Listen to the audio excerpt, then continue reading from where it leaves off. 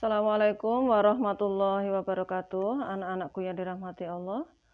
Sebelum kita membahas reaksi antara asam kuat dan basa kuat, yang nanti kita sebut dengan reaksi penggaraman atau reaksi penetralan, tentunya kita perlu mengingat lagi apa-apa yang disebut sebagai asam-asam kuat, basa-basa kuat, ya. Ingatlah aku, asam kuat hanya 7. Asam klorida, asam bromida, asam iodida, asam sulfat, asam nitrat, asam klorat, asam perklorat. Dengan penentuan konsentrasi H+ adalah fals M. Untuk basa kuat nanti konsentrasi OH- juga sama polanya, yaitu fals M.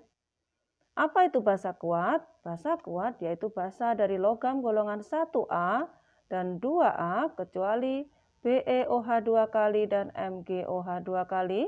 Mereka adalah basa-basa lemah.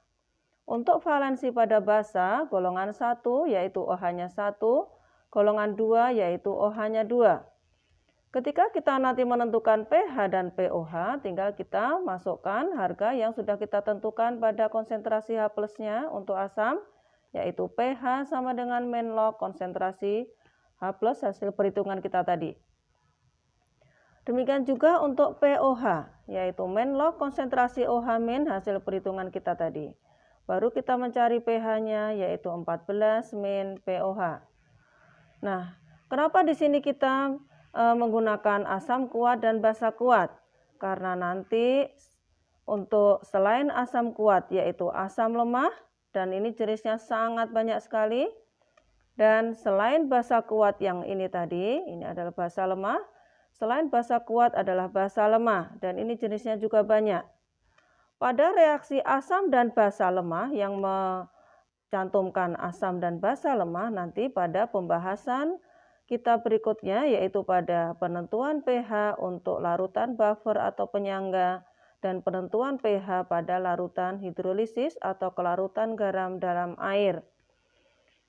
Nah, baiklah, kali ini kita akan membahas tentang reaksi asam kuat dan basa kuat khusus, ya, yaitu yang disebut dengan reaksi penggaraman.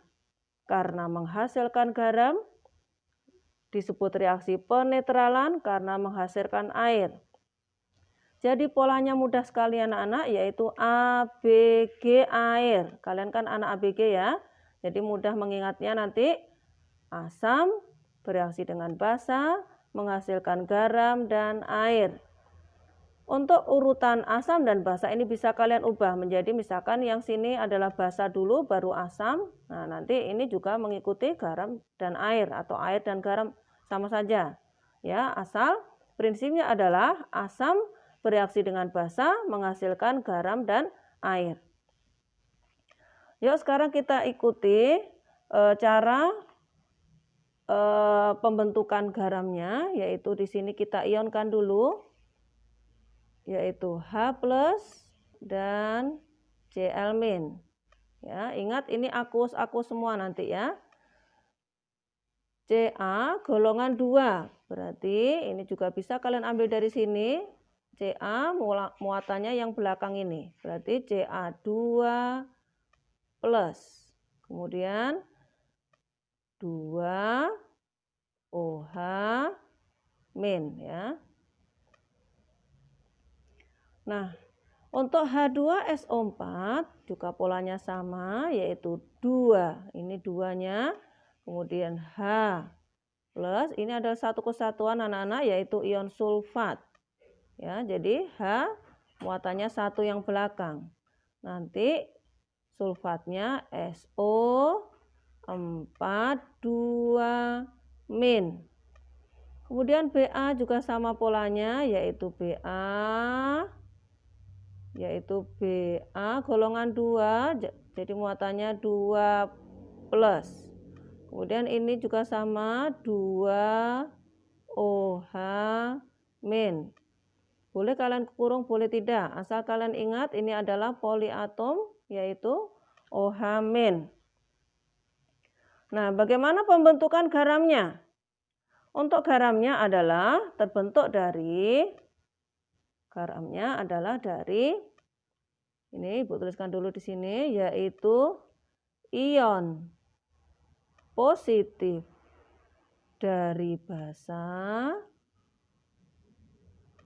dan ion negatif dari asam. Jadi kalau nanti kita membentuk garam, dari sini adalah kita ambil yang Ca2+-nya, ion positifnya dari basa, bertemu dengan ion negatifnya asam. Ini ion negatifnya asam, sehingga kita tuliskan misalkan ionnya tadi Ca2+ dan Cl-. Pembentukan senyawa garamnya tinggal kita pindah muatannya. Seperti pada pembelajaran kita di kelas 10 dulu tentang senyawa ion ya. Ini muatannya -1 pindah ke depan jadinya Ca1 ya. Min plusnya dihilangkan. 2+ pindah ke belakang jadinya seperti ini.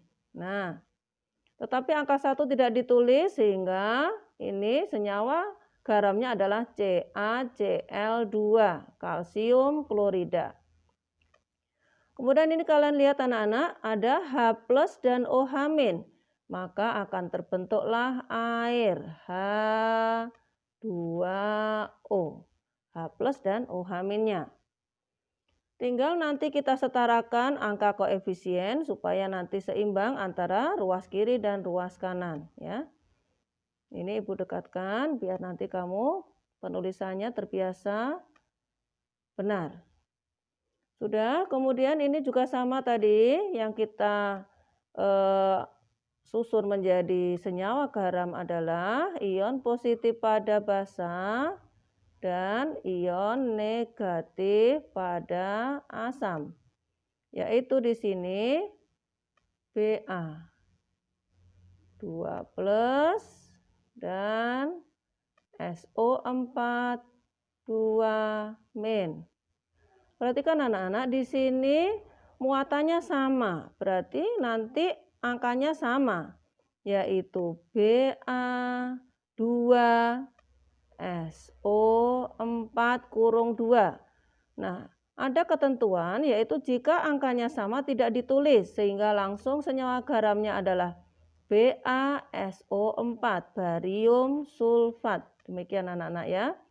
Kemudian untuk H+ dan OH- seperti tadi akan bergabung membentuk air H2O. Nah, beginilah cara kita menentukan reaksi antara asam kuat dan basa kuat. Ini tolong diingat prinsipnya untuk pembentukan garam tadi. Nah, kita sudah berhasil menyusun reaksi ABG air. Sekarang kalau kalian pengen menambahkan angka koefisien, tinggal kita lihat di sini. Yang kita setarakan adalah logamnya dulu. O dan H belakangan ya. Ca kiri 1, Ca kanan 1, sudah sama. Kemudian ada Cl. Cl kiri 1, Cl kanan 2. Berarti supaya sama Cl kiri kali 2. Gitu ya. Sudah. Kemudian kita lihat H. H sebelah kiri 2H, 2 ya. Kemudian H ini 2, berarti 2 tambah 2 sama dengan 4. Ya. Sekarang untuk yang H kanan berarti kita ubah supaya menjadi 4. Ya. Berarti 2 kali berapa? Yaitu 2 kali 2 gitu. Sebentar ini Bu pindah dulu. Jadi ini plus ya.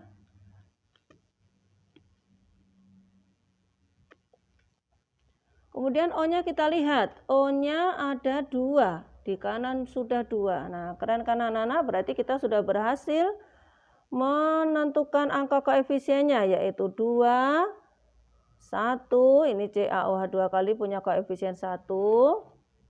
Ya, Ibu tuliskan di sini. angka di depan dari rumus kimianya.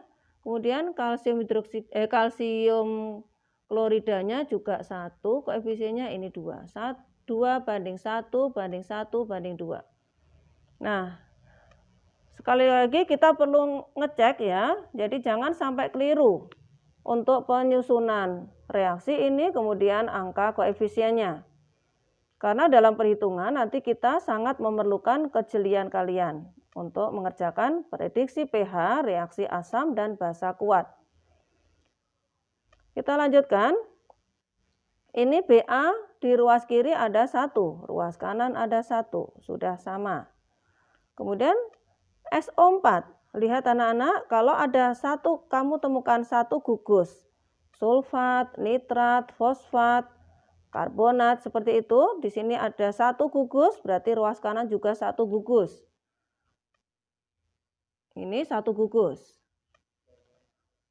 Jadi kalau misalkan di sini ada SO4 1 gugus, di ruas kanan SO4 kurung kali 2, berarti tinggal nanti kalian yang ruas kiri kalikan aja 2, langsung kali 2 di angka depan ini. Ya, jadi tidak usah diuraikan S-nya berapa, O-nya berapa, enggak usah, terlalu lama ya.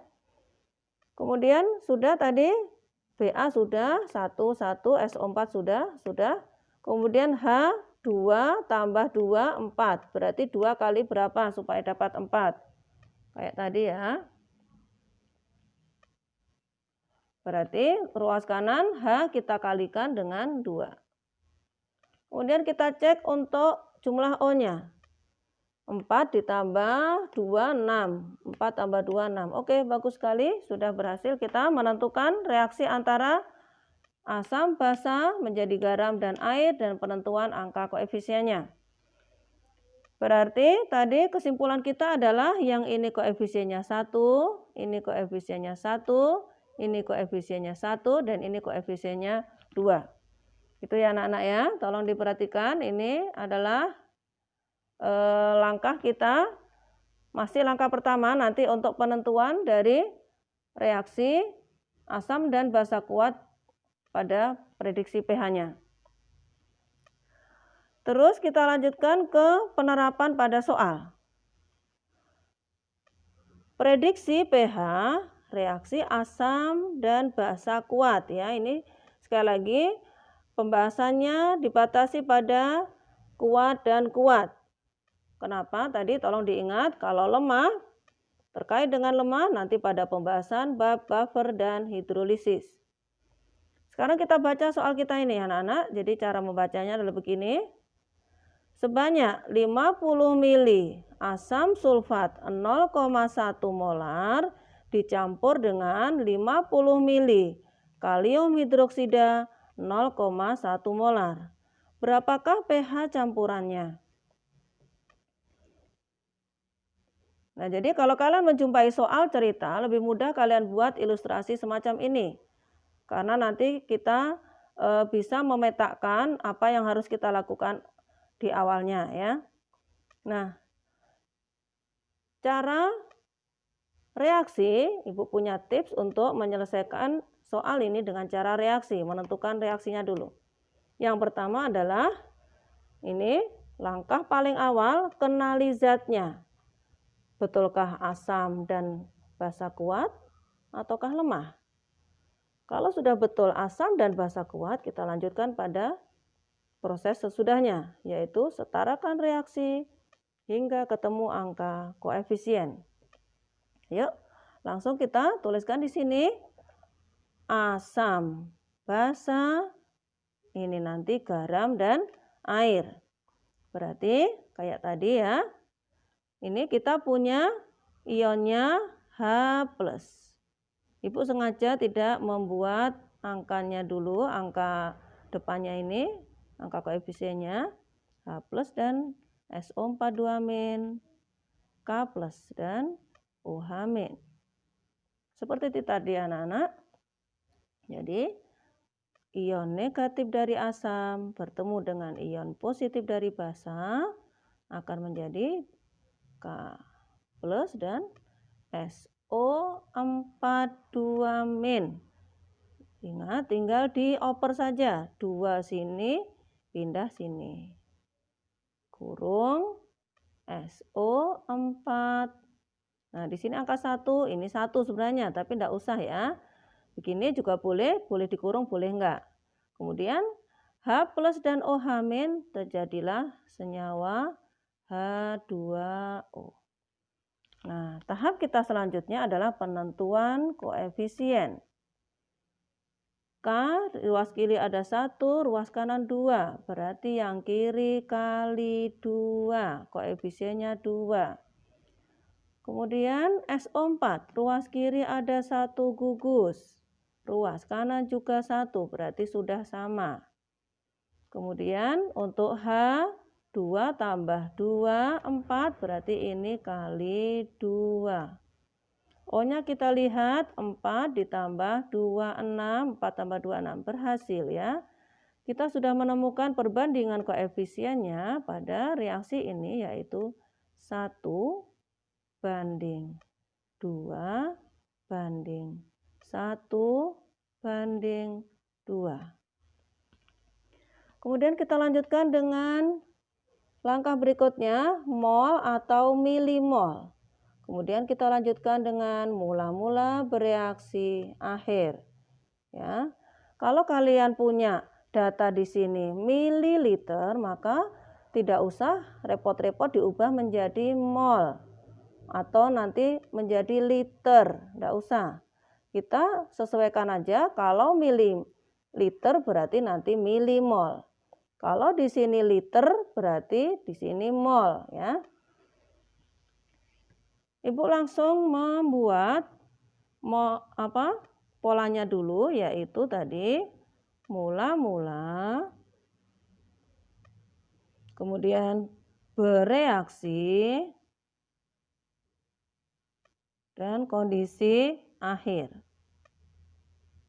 Untuk mula-mulanya kita punya data, ini M kali V ya. Jadi untuk penentuan molnya kita dari M molaritas kali volume.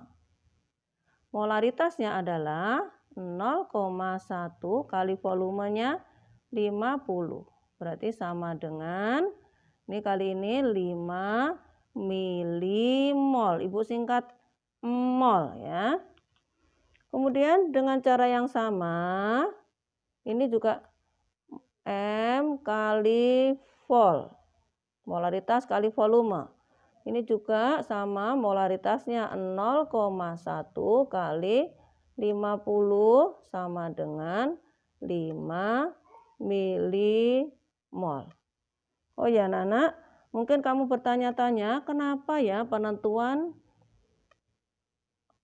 mol atau milimolnya pakai ini.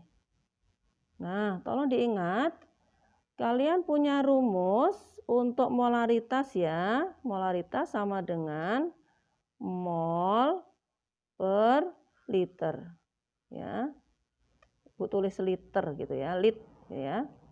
Atau boleh juga molaritas sama dengan milimol per mililiter. Nah, di sini kalau kalian pengen menentukan milimol ya, ini milimolnya, berarti tinggal dikalikan M kali mililiternya atau M kali volumenya, seperti ini tadi ya. Nah, kemudian kita lanjutkan. Pada ruas kanan, pada kondisi mula-mula, ini kan produk. Ini ruas kanan produk.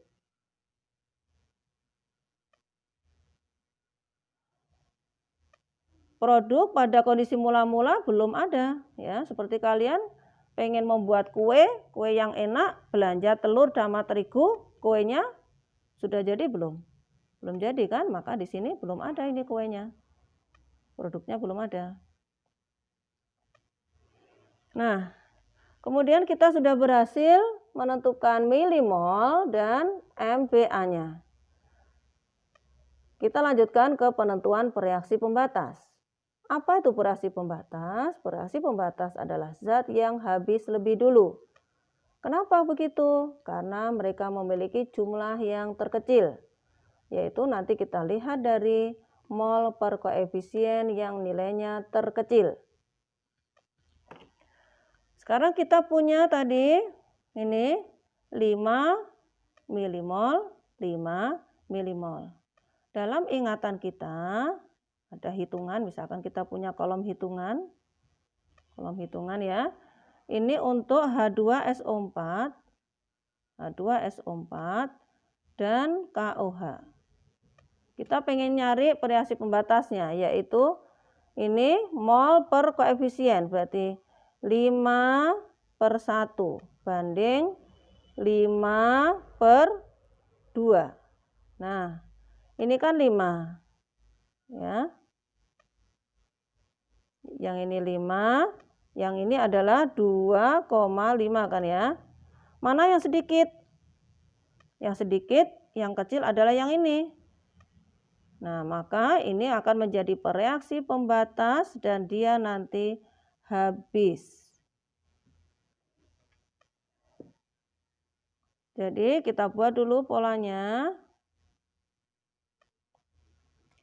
Kalau habis berarti asalnya KOH-nya 5, supaya habis berarti dianya di sini kan 0 kan, habis. Asalnya 5, supaya habis berarti yang bereaksi berapa? Tentunya jawabannya adalah 5, gitu ya. Dan inilah yang nanti akan kita jadikan sebagai patokannya. Sudah? Nah, kita sudah berhasil menentukan reaksi pembatas. Kemudian isi jalur keberhasilan, yaitu yang mana? Yang nanti kita peroleh dari perbandingan mol sama dengan perbandingan koefisien. Di manakah jalur itu? Yang ini anak-anak jalurnya. Ting ting ting ting ini. Ting ting ting sini. Sini, sini, sini ya. Ini semuanya harus terisi.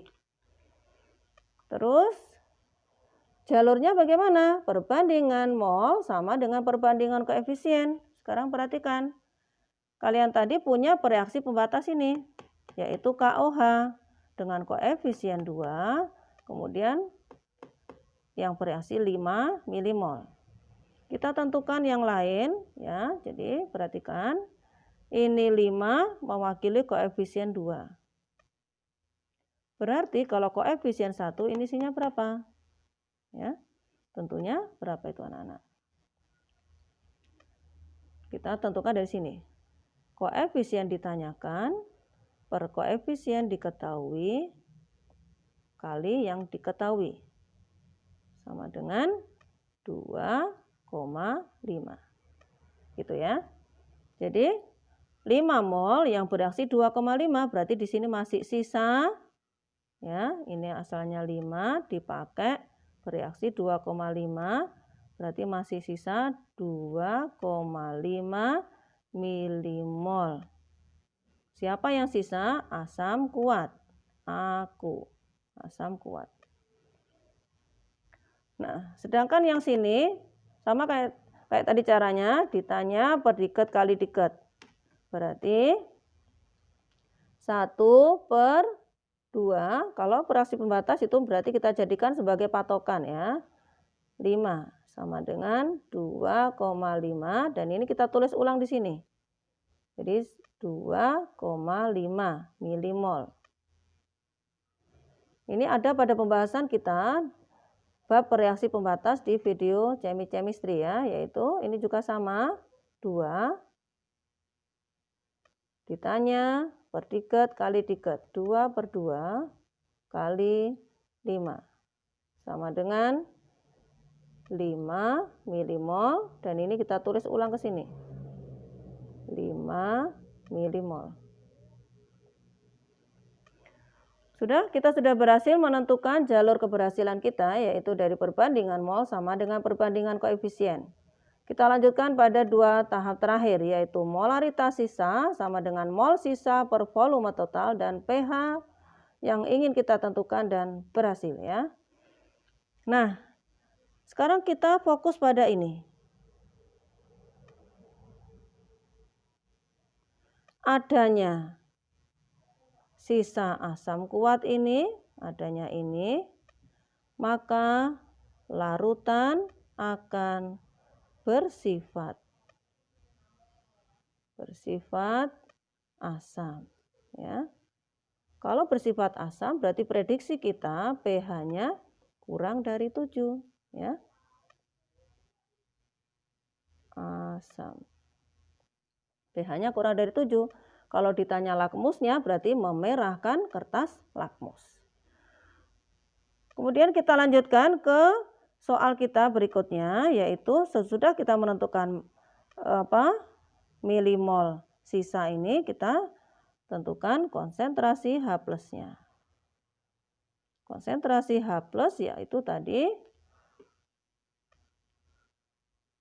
ini milimol sisa per volume total. Ingat, ini masih molaritas ya. Kemudian konsentrasi H+ asam kuat, lihat rumusnya gimana? Vals M, ya. Ini M-nya ini. Ya, ini masih M-nya. Masih molaritasnya ini. Valensinya berapa? Lihat tadi dia H2SO4, berarti jumlah valensi H atau valensi asam sama dengan 2. Udah? Tolong dipahami anak-anak. Sekarang kita lanjutkan ke perhitungannya. Ini molaritas ya. Konsentrasi H+ berarti milimol sisa berarti 2,5 dibagi volume totalnya tadi berapa ini tadi? Oh ya, ini 50 ditambah 50 per 100 ya, kali 2 berarti sama dengan 5 per 100 kan, berarti Ibu tulis begini, pangkat min 2. Nah, pH-nya adalah, kita punya rumus pH-nya tadi, min log konsentrasi H+ hasil perhitungan kita. Berarti langsung min log konsentrasi H+ tadi adalah 5 kali 10 pangkat min 2 sama dengan, nah ingat cara mudah kita kemarin, yaitu pangkatnya ini, pangkat ini kali sini turun, kali min. Jadi min 2 kali min sama dengan 2. Kemudian min log 5 ini tinggal ikut aja. Min log 5. Nah, keren anak-anak, berhasil ya. Nah, ini cara satu, cara yang panjang dan lama, yang sangat membutuhkan ketelitian kalian dan tidak boleh salah dalam tiap langkahnya. Nah, Ibu punya cara singkat atau cara singkat. Bagaimana cara menentukan cara menentukan pH pada reaksi asam kuat dan basa kuat. Perhatikan anak-anak, ini juga langkah yang perlu kalian ingat dan diamati ya, bedanya nanti. Langkah pertama, yaitu perhatikan, kita tentukan milimol H+-nya. Milimol H+-nya yaitu dari rumus ini, MV vals. Ya, ikuti Ibu, MV vals. M-nya adalah ini 0,1. Volumenya 50. Valensinya 2. Berapa ini? Berarti sama dengan MV valnya adalah 10 milimol gitu ya. Kemudian kita lanjutkan milimol OH- juga sama, MV val, M-nya 0,1, V-nya 50, valensi OH-nya ini 1 karena golongan 1A ya. Berapa ini? 5 milimol. Perhatikan, kita sudah menemukan, kemudian kamu cari selisihnya. Selisihnya ini berapa? 5. Yang banyak siapa? Yang banyak OH- apa H+-nya? Yang banyak H+-nya. Nah, kalau yang banyak H+-nya berarti larutannya akan bersifat asam kayak tadi. Larutan bersifat asam. Berarti pH-nya berapa? Kurang dari 7. Lakmusnya gimana? Memerahkan lakmus. Nah, kemudian kita langsung bisa nentukan pH-nya. Anak-anak perhatikan, pH dari sisa ini tadi adalah main log konsentrasi H plusnya. Sama dengan ya main log, perhatikan konsentrasi H plusnya kita peroleh dari ini milimol sisa per volume total. Ya. Lihat bedanya, ini sudah tidak kita kalikan valensi lagi karena valensinya sudah ada di sini tadi ya. Berarti ini tidak kali valensi lagi. Perhatikan bedanya. Kemudian kita lanjutkan, yaitu tinggal kita masukkan nilainya. Main log, mol sisanya tadi 5. Volume totalnya berapa tadi? 100. Berarti tinggal kita masukkan main log 5 kali 10 pangkat min 2. Nah, bagaimana anak-anak? Keren kan? Ini langsung kalikan kayak ini tadi. Nah, berarti 2 min log 5. Nah, alhamdulillah bisa.